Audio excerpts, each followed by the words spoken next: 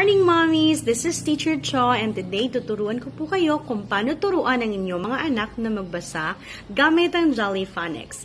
And today, the letter that we're going to learn is letter P.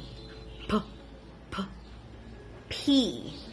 What you need to do is you need to hold up your finger like this and pretend that it's a candle and then puff it out, saying P. But first, we need to listen to the song. Okay, you ready? Go.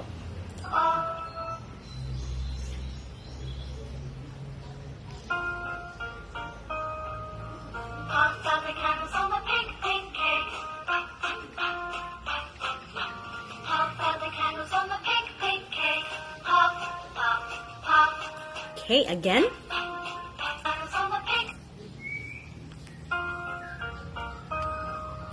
Puff out the candles on the pink, pink cake. Puff, puff, puff, puff, puff, puff. Puff out the candles on the pink, pink cake. Puff, puff, puff.